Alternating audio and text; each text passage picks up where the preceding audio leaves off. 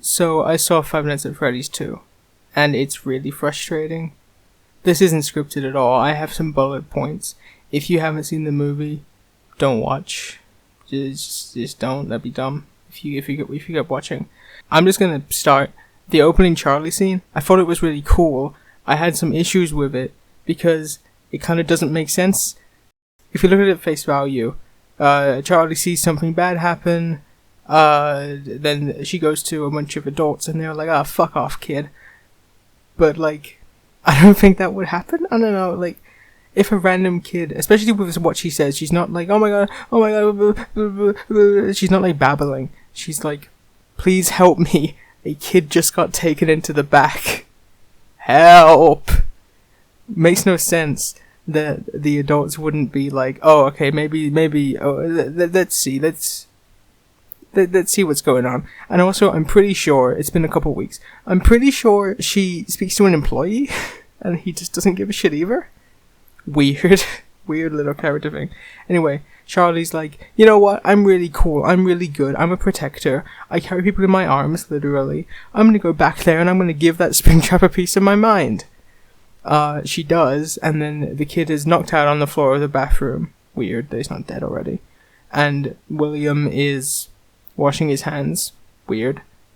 And Charlie sneaks in and tries to take him. So, like, was this Springtrap's plan? It's a bad plan. If he was banking on Charlie seeing him take the kid. If not, he's washing his hands before killing the kid. Okay. He does it in a back room you can easily get to. A kitchen, or something like it. So no employees are back there. It's weird. It's like a weird framing for him. It's a weird time for him to choose to kill a kid. That's for sure. So she goes back there and she picks him up and she starts running away. She starts running away, and she like stumbles out of the door. You know, drops the kid, screams, and then she dies. And she shows her, like, she falls forward and shows her back to the people that like let her die, with 3 stab wounds in her back. And then she falls into the puppet thing, and the puppet catches her and lifts her up. And this is considered to be an accident. The news clippings right after the scene. It's a cool shot. I really like the shot of the puppet literally lifting Charlie up in her arms, like Charlie is depicted as doing in the games. It's a cool shot. It doesn't make any sense with the Charlie in the rest of the movie, and it doesn't make sense with her death being swept under the rug, considered to be an accident, blamed on her, when she's literally she's dead, like, as she stumbles over, as she like falls to the ground, and then she gets dropped into the puppet like pit, I guess. A trapdoor opens and the puppet gets lifted up. Clearly, I think something weird happened here where she was meant to like fall down there and get like ground up in the puppet gears, which could be, some people could say, "Oh, she just fell over and fell in there." I don't know, and then that could be considered an accident. But her going into the back, getting stabbed, and then dying, isn't an accident. Like, that clearly any human would not see that as an accident. So it's dumb. It's dumb that her death is swept under the rug. It's dumb that Henry does nothing about it. Clearly, he should know. Like, surely he should have some kind of Fazbear records available to him or something. And he's like, I'll get to him later, I guess, because I'm trying to go in chronological order. But my thoughts are kind of they're kind of all over the place. So overall, I like the scene visually. The cinematography of this movie in general is really good. I really, really like it. I like seeing these characters on the big screen. It's cool. Like, it's just cool. Charlie, the scene doesn't make sense though. It doesn't track. I'm gonna skip way ahead because this is just a video on the issues. I'm not going to talk about every little thing I liked. If I really, really, really like something, I'm going to point it out. But I'm going to skip ahead to where Abby is in a robotics class, inspired by the animatronics, which I think is a neat idea. I think that's kind of cool. And her teacher, Mr. Berg, is just a fucking asshole. He's just being a bitch to her. for no real reason. Like, I mean, other than he's like, you are not good enough to go to submit your robot for the robotics fair this weekend. And she's like, no, it's good enough. And he's like, no, it's not. You got otters ought to help each other out. It's like a little thing on the wall, and everybody goes ha ha. But it's just like a 40-year-old being a bitch to like a 12-year-old or whatever. It's weird. Scott Cawthon seems really tapped out of how humans act, considering that so far every adult that isn't Mike or Vanessa has just been the worst person ever. Sorry, quickly back to the Charlie scene. I'm pretty sure one of the mothers literally says the adults are talking when she's like, I think she says, a boy's getting kidnapped. She's like, a boy's getting kidnapped, and she's like, the adults are talking, fuck off. Or run along now, whatever, you know. They can't say fuck in the movie. They can't say dick though, but that's a good scene later. So he's just a bitch, and there's no, like, obviously I understand it's a slasher, you have a character that's an asshole so you can kill him later, spoilers, whatever. And everybody's like, yay, he's dead. But it doesn't make sense. I don't know. Something that I really, really like because it's so funny, and like when it was happening in theater, I like couldn't contain myself. I was almost shaking. I put the biggest grin on my face. Is Michael Afton? Michael Afton is showing up. There's a group of like ghost investigators, and they pull up to the FNAF 2 location. And she's like, this guy Mike invited us, and everyone's like, what the hell? Why would Mike do that? What? And you get and this big, like, skinny grinning guy turns around, I'm pretty sure, or like a flashlight gets shown on him, something like that, and he's like, call me Michael, not Mike. And he's just grinning the whole time. And like I saw it happening, and like the wires connected in my mind, and I was like, holy fuck, it's Michael Afton in the movie. It's the dumbest thing ever. I can't believe they kept his name Michael, because this, I think, is one of the reasons that a lot of critics were like, oh, well, it's really confusing, the story's so confusing, but fans will love it because they'll understand it. It's not like a complex story, but yeah, the idea, like, if this was like this wasn't connected to anything, and a guy was just like, you know what, I'm gonna make a new character who's the villain, spoilers, I guess, and he's going to invite a group of paranormal investigators, and he's gonna also be called Michael or Mike, and they're gonna make a joke about this. They're gonna say, his name's Mike, but he's gonna ask to just be called Michael, so that we know who's who. And it's so dumb, because if you imagine this in the writer's room, it's like, why the fuck would you call him Michael? Why would you have a new security guard in a new location called Michael? But to be honest, the whole adaptation kind of makes no sense, because it's picking and choosing. Vanessa is the child of Afton. Like, it's kind of dumb. Small nitpick in this scene, which is maybe my favorite of the movie, just because I really like Michael's actor. The little music box that is stopping Charlie, that Grace McKenna's character takes. I always forget her name, I don't know why. It's just been running 24/7 for like 15 plus years, and some music boxes I've seen can like last for over 100 years, but not playing 24/7, and also not being tended to at all, being in like a dank little back room for 10-15 years, however long. I mean, Vanessa looks about the same age when she's like, she's the one who gave Charlotte the music box. Michael's plan also kind of makes no sense, because, like, I don't know, he can't know that she's gonna go back there and remove the music box. Like, he's kind of just banking on it. He's crossing his little fingers. He also can't know that Mangle won't come and rip its head off. I like seeing the animatronics in action killing people. I mean, it's a slasher movie. It's like a little popcorn movie, realistically. It's funny. It's funny seeing the toy animatronics brought to screen, and their first scene is them killing a bunch of people for no reason. It's because Charlie's, controlling them, but still.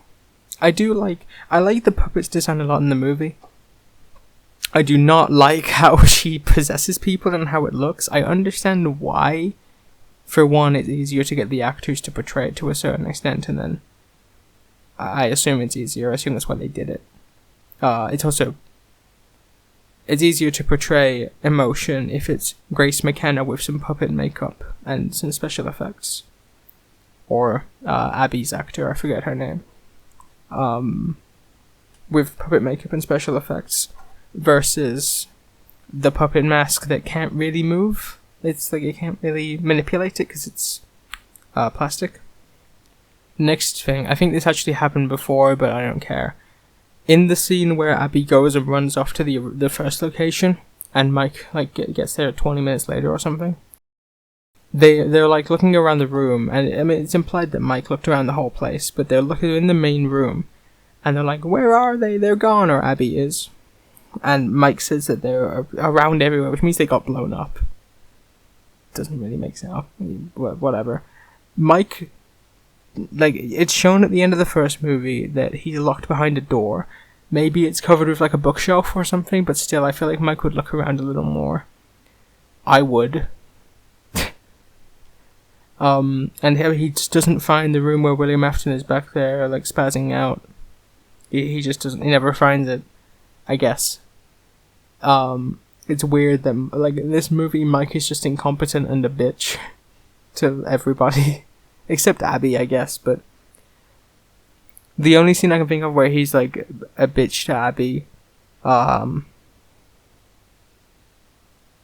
it adds one of the best characters in the entire game canon to the movie, so I'll get to that later, I guess. I'll just talk about Mike is a bitch to Vanessa for no reason. She Abby visits the FNAF 2 location and she's like, "Oh my god, new Chica, new Freddy, yay!" And then she goes home and she draws pictures of it because she's 12. And Vanessa goes around the next day and she's like, "Abby, what are you drawing? There's a moat or a river? That's only in that location I know about." And Abby's like, "Yeah, I went and saw them. I went and saw Chica, and I saw the river." And Vanessa's like, "Mike, this is serious. There's another location you gotta know about. I think Abby might be going there." And Mike's like, "Fuck you, Vanessa. I'm trying to fix you. It's just one thing after another," because he's a bitch in this movie. I don't understand why. I understand that they're trying to make Mike frustrated with it never being over.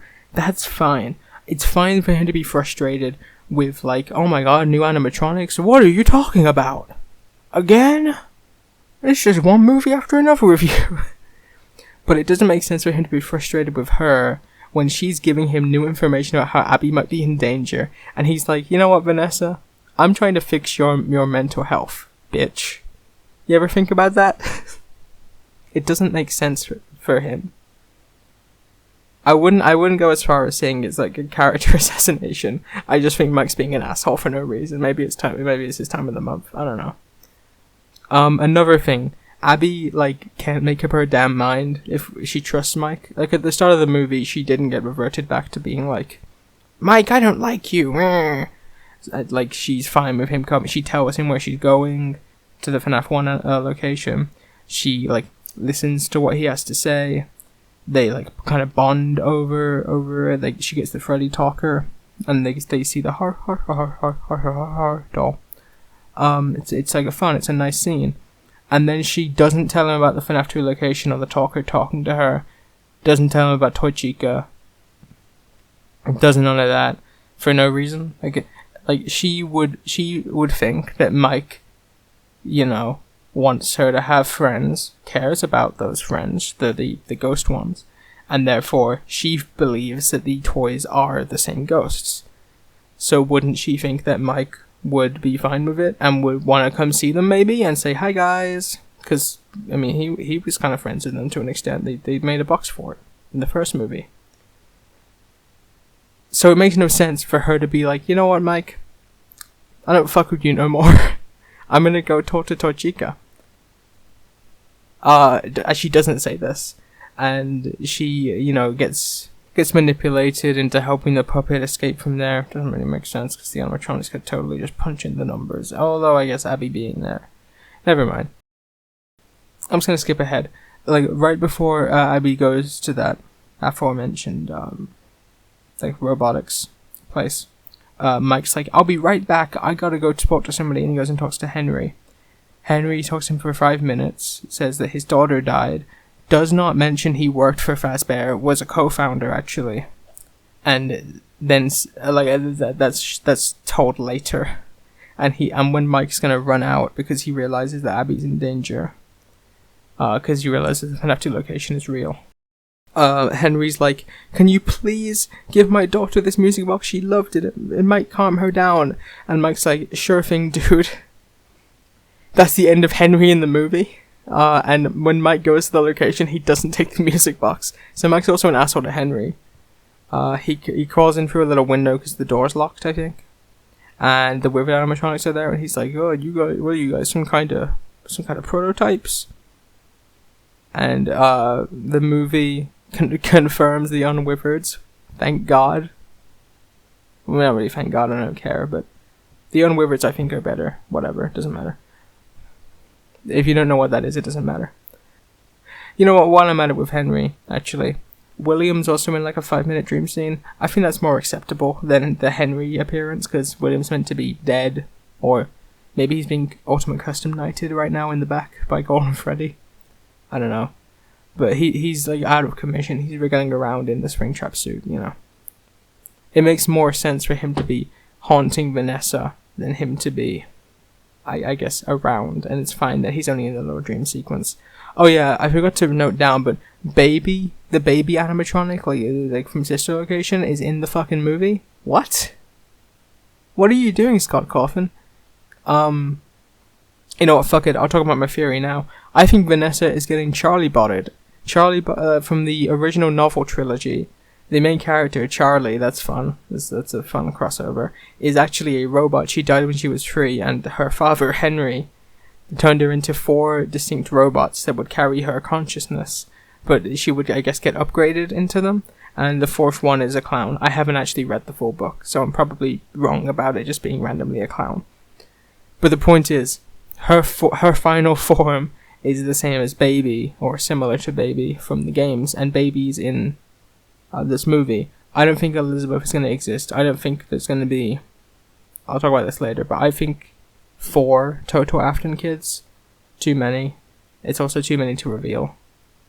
Where they're like, oh, Vanessa's secretly his kid, and now we have Michael Afton, who's secretly his kid, and then I think David Afton, or Dave Afton, is going to be revealed at some point. And Elizabeth would be one too many, I think. I mean, arguably. If next movie they're like, what the hell, Dave Afton? Who the hell is Dave Afton? The critics that would be saying this. I think that would be really funny. Again, like, it's similar to the Michael Afton reveal, because it sounds so insane.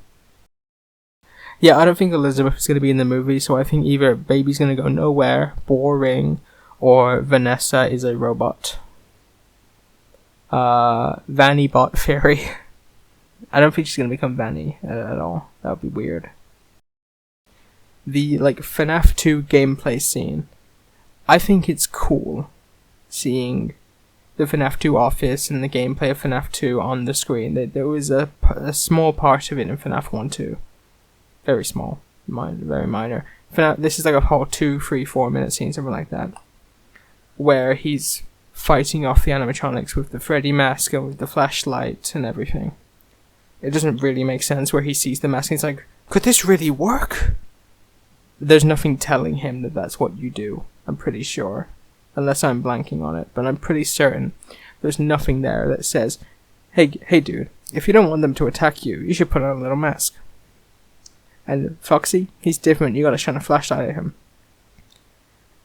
It's very weird how it works, and also he can remotely shut them down, so he's just like, at one point there's 5 of them in his office, and he's just like, oh, well, I'll just finish up on my computer.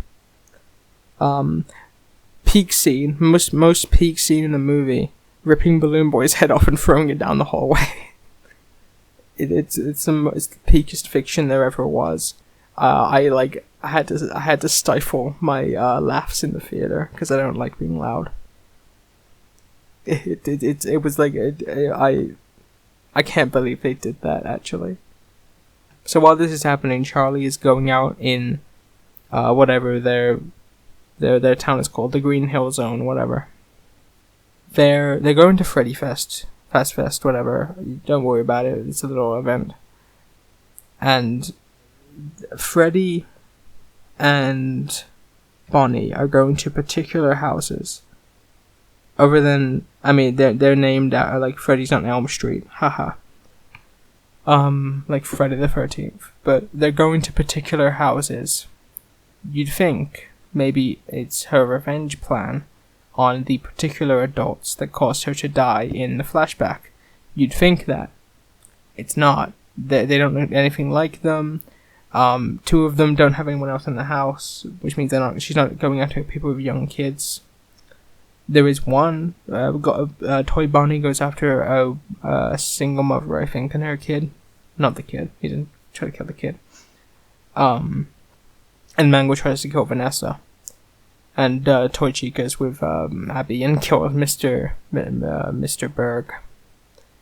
In a scene that's kind of funny, but it's like, I want to know what's going on in his head. And then she crushes his head and she's like, just what I thought. Nothing. Har har har. You know, it's a slasher. Whatever. It's funny. I mean, it's kind of funny. I think they should hire, I forget his name, the guy who wrote Scream. He should be a co-writer for FNAF 3. I think that would work. Yeah, Charlie's plan. So none of the people are of any significance. They don't necessarily have kids. But she's going to particular houses, not going door to door. That's weird. Vanessa crashes Mango through a window, taking out Toy Freddy to save a couple. And then Doug the lawyer, the goat, comes out and he's like, looks like you're gonna need a lawyer. And he crosses his arms and there's like a American flag behind him. And it's fucking awesome. I like it. That was the second best moment I've ever had in a theater over than Michael Afton existing. There's nothing really of note now. Oh, actually, there's this scene where Vanessa's car breaks down and then, like, out of nowhere, Jeremiah, Mike's friend, is just driving by and he's like, hey Vanessa, what's going on? She's like, I need to get in your car, we need to go to Mike's house. And he's like, this crazy bitch. And he's like, he mentioned about crazy eyes earlier in the movie. But it's crazy. It is obscene that Jeremiah is just driving there randomly. He wasn't called out, he wasn't asked, he's just driving around as Vanessa's car dies. Stupid. It's stupid. There's also a point where Mike is, like, he's heading towards, I think it's either home or the school, and he's like, I gotta make one more stop. And I thought for sure he's going to Henry so Henry can help calm down Charlotte. That makes sense. It makes Henry have some more significance in the movie. It would be peak. I just realized I never explained who Henry is. William Afton, business partner, really important guy in the games, don't worry about it. But instead, Mike is going to the FNAF 1 location, and he's like, guys, come out, if you ever loved Abby, you'll help me right now, she's in danger. And they're like, you know what, guys, we are. It exploded all over the ground, but let's go help her. And once they go back to the house, Abby's possessed by the puppet. Whoopsie. And Mike finally plays the music box that Henry gave him, which, like, exorcises the puppet from Abby. And then Michael Afton comes in with the toy animatronics and he's like, I've been the villain the whole time. It's me, Michael Afton, it's me, Michael Afton, your brother, Vanessa. And Mike's like, who the fuck? Vanessa, you kidding me? You had a brother this whole time too? And Vanessa's like, yeah, so are we. And Mike's basically playing the role of Vanessa in the first movie to an extent, where he's like, we were made to fulfill his work. We are just tools of him, their father. And then the classic animatronics break in through the windows and fucking kill the toy animatronics. Foxy smashes in Toy Bonnie's head. Freddy rips Toy Freddy in half. And Bonnie, like, I forget what he does to Mangle, but it ain't pretty. And something happens to Chica, I think. And then Michael's like, I gotta get out of here. And Jeremiah, like, decks him as he's running. Like, he puts his arm out and knocks Michael to the ground. He doesn't know who Michael is. He has no idea. Maybe Vanessa explains something to him. But then he goes inside and lets Michael leave. Good job, Jeremiah. And the Golden Freddy kid appears. And he's like, Mike, we're moving on. Abby, we're going to heaven. Yay, it's a Scott Cawthon story. Also, Mike, this is literally the line. He says, Mike, he's coming back stronger. I can't stop him. And then Mike's like, who are you talking about? And he looks back and the Golden Freddy kid's gone. So, either the Golden Freddy kid's an asshole, to Mike being stupid, because obviously he's talking about William. Who else could he be talking about? Maybe Michael, but he don't even know about William. But maybe, I really like the idea that the Golden Freddy kid, like, it wasn't his choice to leave in that second. So he's, like, watching Mike, like, he's being pulled away to heaven, whatever, and he's watching Mike be like, who is he talking about? What? And, like, freaking the fuck out, because how could Mike be this stupid? Mike doesn't do very much. Abby's the one who, fixes at the end of FNAF 1. Mike does put the music box down at the end of FNAF 2. That's about it, actually. I guess he does do the FNAF 2 minigame, or game, whatever. He doesn't do very much, I don't think.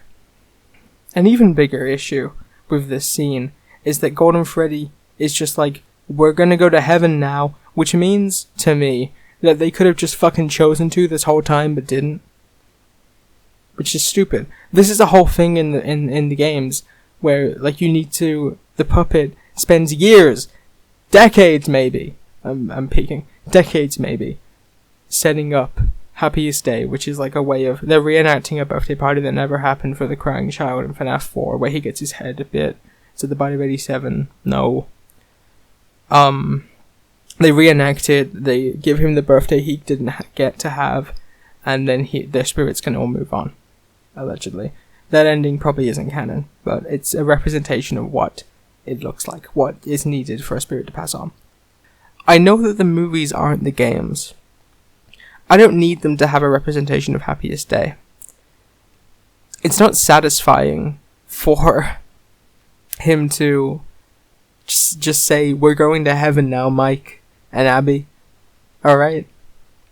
It's just a dumb... And I understand why they do it, because the actor isn't going to stay the same age forever, and shouldn't technically age. You could write around that by saying that he's trying to match Abby's age, but either way, I think it's dumb. And it's even more dumb to write him out when I'm pretty certain he is going to be revealed as Dave Afton, as the secret Afton kid, third Afton kid. There was already a secret Afton kid in Michael. Now, you'd think that, like, it doesn't sound like all that much has happened. There's been a confrontation, but Michael's gotten away. The puppet's in the room. I didn't actually mention this. Puppet runs away to Abby's bedroom, and you'd think, oh, there's like a third act. But Mike's like, Vanessa, I don't like you anymore. Fuck off. And Vanessa's like, Mike, how could you? And then Mike and Abby and Jeremiah just get in the car and leave. I don't know where to. This, like, finale is happening in Mike's house. And then you see, like, a shot of Vanessa in the doorway, and the puppet opens up Abby's door and, like, runs behind her to possess her. The movie ends. It's just over. No act 3.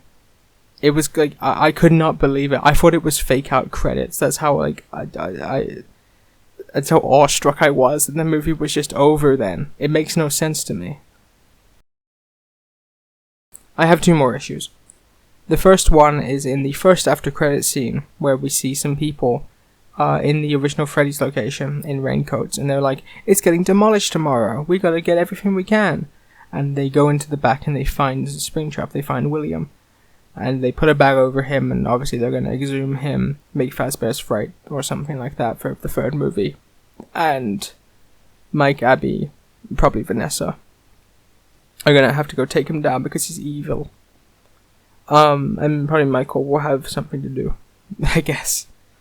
That's okay. I still think it's dumb that they didn't find it, even though it's in a barely hidden back room. Even if it was made less hidden when Golden Freddy people moved on. It feels dumb. It feels like a dumb thing they never found it. Last thing is an issue a lot of people have, but I don't think it's going to remain an issue. The after credits audio log of Henry speaking to Mike. It is dumb that he's like, Mike, I didn't tell you, but I'm actually William Afton's business partner. Sorry. That's dumb.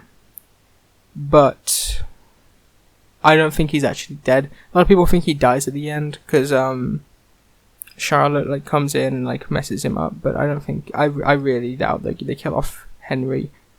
For one, in his first movie appearance, I doubt they kill him off, and for two, in such a weird way. In an audio log after credits scene, most people miss because most people don't stay after credits. I didn't even clock that that could have been him dying when I watched the movie. I was more happy that it was a representation of connection terminated. But realistically, I think he comes back in the third movie. I think there's no way he doesn't, and if he doesn't, then Scott Cawthon just fucked up, because it's gotta be because Skeet Ulrich wasn't available. But then don't cast him. Not Michael. Henry is such an important character, you can't just kill him in the first movie he appears in. But you can. I'm just not happy about it, if that's true. I think that's all I have to say about the movie. I really hope the third one's better, or worse. Both will be, good. I'd be happy with, a really good movie. But if it's even more comically bad, at that point I can separate it and not really care about the bad parts, and I can just giggle. That'll be good. Scott Cawthon, please make Peak next time. Although I do like the second movie more than the first, to be honest. Add more Michael scenes. Alright, bye.